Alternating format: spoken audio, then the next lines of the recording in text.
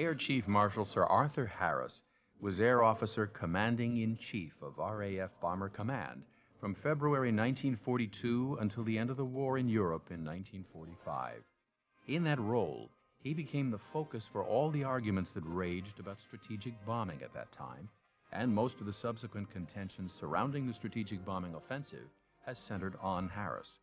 Harris was the living embodiment of the bomber dream, so-called, the theory that bombing could win wars without the need for land offensive, and perhaps by taking wars off the battlefield and into the homes of the civilian population, make war impossible.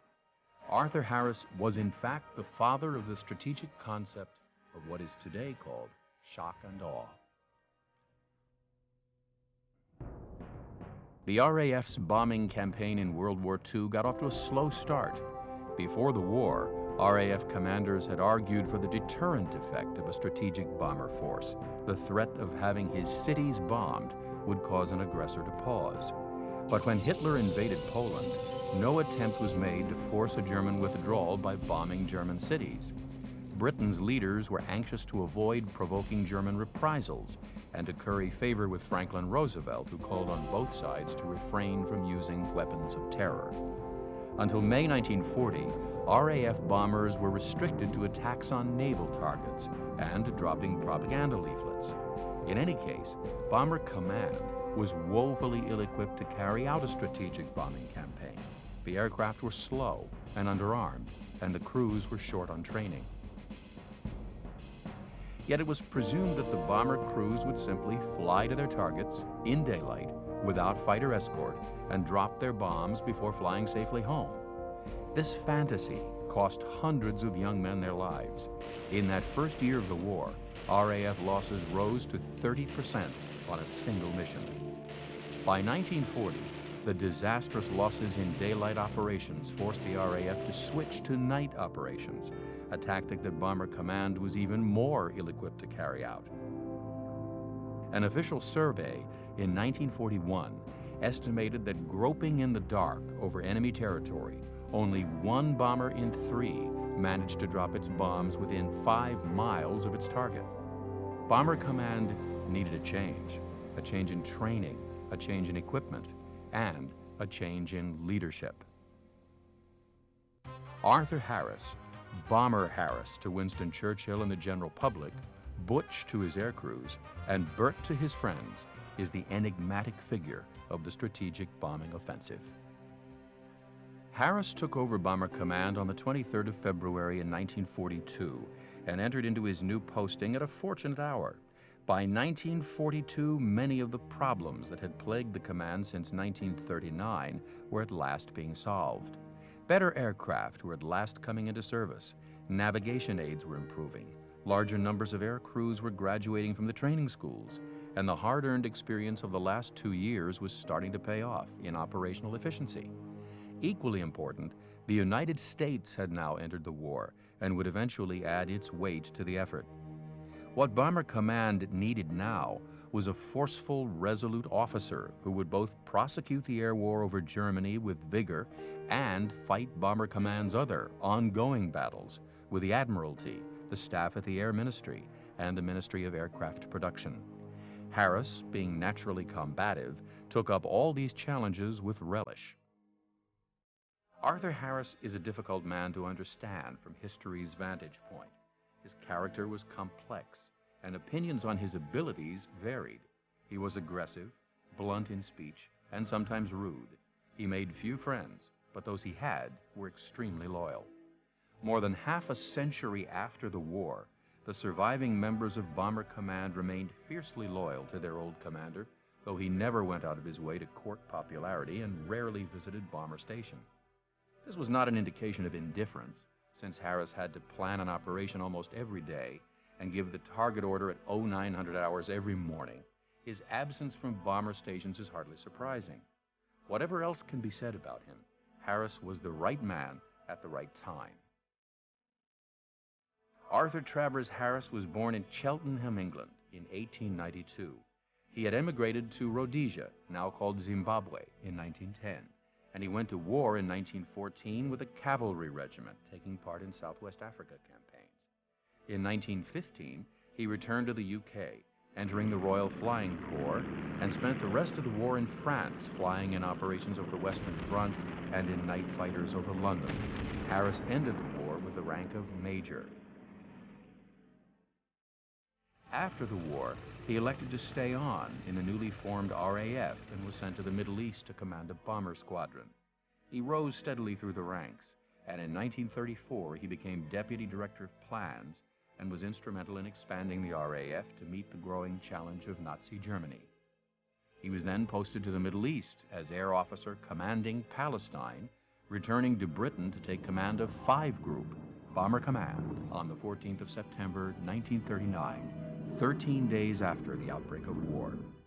Harris remained in command of 5 Group until November of 1940, right through the first hard year of the war, during the losses of the daylight bombing campaigns and the shift to night operations. In mid-June of 1941, Harris left this post to head the RAF delegation to Washington, D.C., where he arranged for the Lend-Lease purchase of B-17Cs. He also entered into discussions with the U.S. commanders of the Army Air Force on what might be arranged for mutual support and cooperation if and when the United States entered the war. He also began a friendship with Generals Arnold, Spaatz, and Eaker, men who would soon become his colleagues in the bomber war over Germany. When Harris took up his post at Bomber Command, his first task was to get more and better aircraft, a task that brought him into conflict with the politicians, the air staff, and the Admiralty. On Harris's first day on the job, he had just 378 bombers under his command, of which only 69 were of the heavy 4-engine type, and 50 were the light bombers of 2 Group, a force inadequate for the task he had been set. Harris was also unhappy with the navigation and bomb aiming equipment in service.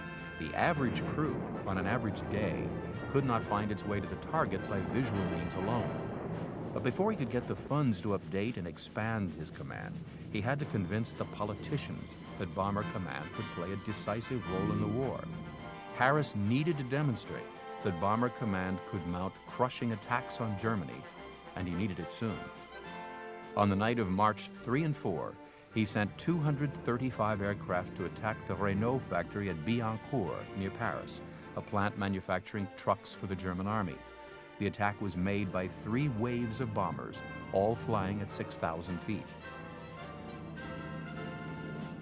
The bombing was deliberately concentrated, with 121 aircraft passing over the target in an hour. Only 1 aircraft was lost, and photo reconnaissance the next day revealed that considerable damage had been done, though more than 300 French civilians were killed. Targets in France did not rate as highly as targets in Germany, and on the night of March 8th and 9th, just 5 days later, Harris sent 211 bombers to attack the town of Essen in the Ruhr. The lead aircraft were equipped with G, a radio signal tracking device. They illuminated the target with flares, but without identifying it visually. All did not go according to plan. Only 11 of the 20 G-equipped aircraft dropped their flares on target. The German defenders were quick to use dummy flares and light distracting fires. The attack on the following night was also a failure, when, although Essen was the target, the bombers got lost and dropped their bombs on Duisburg and Hamburg. Both were industrial targets, and some damage was done, but clearly the crews needed to have more faith in G if it was to be used successfully for target finding as well as navigation. More attacks followed, on Cologne and again on Essen. Then at the end of March, Harris made the first of his city attacks, sending 234 bombers against the Baltic port of Lübeck on the night of 28th-29th March. The port lay beyond G range, but G came in useful in the early stages of the flight, and on this moonlit night, 191 of the bombers found the target, some flying as low as 2,000 feet over the center of the town. The combination of blast bombs and incendiaries soon had the port in flames. Once again, the bombers were concentrated, most of them passing over the target inside 2 hours. Photographs and subsequent reports from Germany indicated that over 60% of the buildings had been destroyed, including the Dragerwerk factory, which made oxygen equipment for U-boats. About 1,000 people were killed or injured, the highest toll so far for any raid on a German city. The raid was regarded as a considerable success, and while continuing his attacks against the Ruhr cities and Cologne, Harris followed it up in April with 2 more experimental area attacks, one by day on Augsburg and one by night against the port of Rostock. The Augsburg operation on the 17th of April was a deep penetration raid, very dangerous in daylight. The specific target was the Mann diesel engine factory, which made submarine engines. Diversion sorties were made to northern France in an attempt to draw off the German fighters, but these distractions did not mislead the Luftwaffe. 4 Lancasters were shot down on the outward flight, and 3 more near the target.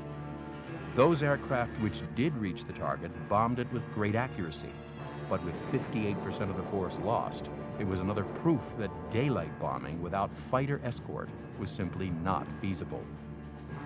The attack on Rostock on the night of April 23rd, 24th achieved mixed results. The attack followed the pattern of the Lübeck operation in that the aiming point for the main force was the city center, though a small force of 5 group attempted a precision attack on the Heinkel aircraft factory in the suburbs. Neither attack was accurate. The main force bombed well away from their target, and the Heinkel factory was untouched. The next night, Harris sent the bombers back. This time, the bombing was more accurate, and the center was destroyed, but the Heinkel factory still remained untouched. The bombers therefore returned on the following 2 nights, 128 bombers on the 3rd night, 106 planes on the 4th and final night. But servicing and battle damage were steadily reducing the number of planes Harris had available for these operations. When the smoke cleared away on the morning of the 5th day, it revealed that most of Rostock, 60% of the city center, and the Heinkel factory was destroyed. From these raids on Lübeck, Augsburg, and Rostock, it is easy to see what Harris was attempting. The workers who came under attack had their war work disrupted when they and their families had to flee to the countryside, and they returned to find their homes destroyed. For Harris, area bombing was the only feasible method of attack. Logically, Britain should have abandoned strategic bombing altogether, or at least until it could develop a fighter with the range to act as an escort into the very heart of Germany. But in 1942, the RAF Bomber Command of Arthur Harris constituted the only way the British had to carry out offensive action against Germany. Harris needed headlines. He got them with 3 headline-grabbing 1,000 bomber raids on Germany in May and June of 1942. The 1,000 plan was not simply a very large bomber operation.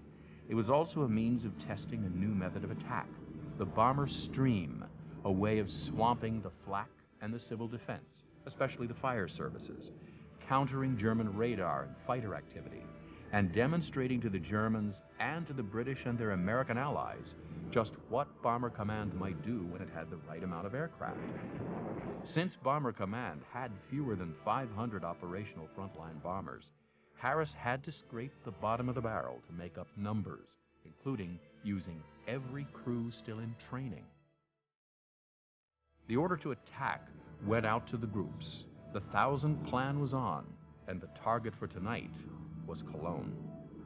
Bomber Command put up 1,047 aircraft that night, of which about 890 reached Cologne, dropping 1,455 tons of bombs. All aircraft passed over the target in a tight stream in just 90 minutes. The damage was immense. More than 15,000 buildings were destroyed or damaged. Elated by the success of the Cologne raid, Harris decided to repeat the process with another 1,000 bomber raid, this time on Essen, on the night of June 1st and 2nd. In fact, only 956 bombers were dispatched. The bombing was very scattered, and the Krupp's works were untouched. Clearly, when it came to hitting the target, Bomber Command had a long way to go. In the cat-and-mouse game that was the night war over Germany, a new move giving advantage could have devastating results. This is what happened over the port city of Hamburg in late July of 1943. The RAF had a new ploy called window, the scattering of strips of aluminum foil out of the bomber's flare chute to confuse German radar. Without radar, the anti-aircraft guns, the night fighters, and the controllers were blinded, and the bombers were able to sneak through. During the short time it took German defenders to adapt to the new situation, a series of raids by the RAF left Hamburg in ruins. On the night of July 27th and 28th, 735 bombers dropped 2,564 tons of explosives and incendiaries in little over an hour, starting fires that killed over 40,000 people. For all of Harris's improvement in technology and aircraft, Bomber Command could not achieve air superiority in the night skies over Germany. A chain of radar stations denied the bombers any chance of surprise. Night fighters stood ready to scramble from their airfields and intercept the attackers from whatever direction they came. Potential targets were surrounded by a dense barrier of searchlights and defended by radar-directed anti-aircraft guns. It was no wonder that Bomber Command losses remained high. Until mid-1943, the German night fighters were committed to a rigidly planned sector defense, staying within the boxes, under strict ground control. During the crisis of the Battle of Hamburg, however, more flexible tactics began to be adopted. Pilot Hajo Hermann pioneered what became known as wilde Sau, wild boar tactics, in which single-seat day fighters roamed freely over the target area at high altitude, swooping down on bombers they spotted silhouetted against ground fires. This was so successful that special wilde Sau squadrons were established. After wilde Sau came zahme Sau, tame boar, in which night fighters with onboard radar shadowed or mixed with the bomber stream, picking off targets at will. The effectiveness of German air defense could be measured in Bomber Command losses. Between August 1943 and March 1944, a period when the main target of the RAF night offensive was Berlin, on average, about 1 in 29 bombers was lost on each raid. Right at the end of March 1944, in one particularly disastrous raid on the city of Nuremberg, 93 out of 795 bombers did not return. The RAF lost almost 1,000 planes to Germany's fierce night fighting forces, but Harris believed the damage he was inflicting was worth the price. The attacks on the city of Dresden by RAF Bomber Command and the U.S. 8th Air Force in 1945 have become the subject of great controversy since the end of the war and have also become the basis of a considerable number of myths. Indeed, in the public mind, the Dresden raid has become the focus of all arguments surrounding the strategic bombing campaign and the morality of bombing as a whole. The accusation that Harris decided to destroy Dresden from sheer bloodlust would be too ludicrous to merit reply if it were not so widely spread. Nor was Dresden a virgin target, a city as yet untouched by Allied bombers in February of 1945. It had been attacked on previous occasions. The US AAF first bombed it on the 7th of October in 1944, when 30 B-17s bombed Dresden in lieu of their primary target. Dresden was also the target of a major raid by the US AAF on the 16th of January 1945. The main reason to attack Dresden, codenamed Operation Thunderclap in February of 1945, was simply that the city was a transportation center, the type of target that had been under attack for months. The city was not well defended. Most of the flak and all of the vital 88mm guns in the city had been dismantled and sent east towards the Oder to serve in the anti-tank role against advancing Russians, and other batteries were sent west to use against the Americans. Nor was there much in the way of fighter support. By this time, the Luftwaffe, if still active, was running very short of fuel and obliged to restrict its activities to mainly night sorties by aircraft other than jet fighters, which alone could outrun the P-51s. A total of 2,600 tons of bombs were dropped, a mixture of high explosives and incendiaries that gradually created a massive firestorm. 6 Lancasters were lost on the operation, and 3 more crashed on the way home. The fires that raged throughout the city eventually created a self-sustaining firestorm, with temperatures peaking at over 1,500 degrees centigrade. The air above the bombed area became extremely hot and rose rapidly. Cold air then rushed in underneath at ground level from the outside, and people were sucked into the flames. Out of 28,410 houses in the inner city of Dresden, 24,866 were destroyed. An area of 15 square kilometers was totally devastated. The precise number of dead is difficult to ascertain. Estimates vary from 35,000 to more than 135,000. Such estimates are made especially difficult by the fact that the city was crowded at the time by many unregistered refugees and wounded soldiers. The controversy over the Dresden raid began almost at once and has raged ever since. The center of the criticism was and remains RAF Bomber Command and Air Chief Marshal Sir Arthur Harris. Arthur Harris was a hard man. A story is told of Harris that once during the war he was stopped by a British policeman for speeding in his car. "You'll kill someone if you go on driving like that," said the policeman. "Young man," Harris replied, "I kill hundreds of people every night." In the end, Harris never wavered in his advocacy of the bombing of cities as a war-winning strategy. Harris commanded respect from his subordinates and enormous loyalty from his crews, but the ongoing debate about the morality and indeed efficacy of the bombing raids was already underway in the closing stages of the war.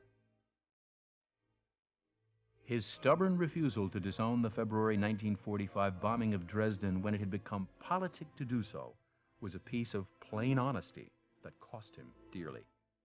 He was shunned by the British establishment at the end of the war and was subsequently vilified for having carried through a policy that, in the war years, had enjoyed widespread support and was a key factor in the Allied victory.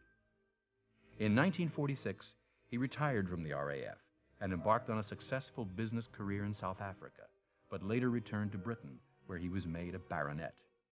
In 1992, 8 years after his death, a monument was erected in central London, stirring up the debate about Harris and his role in the war effort.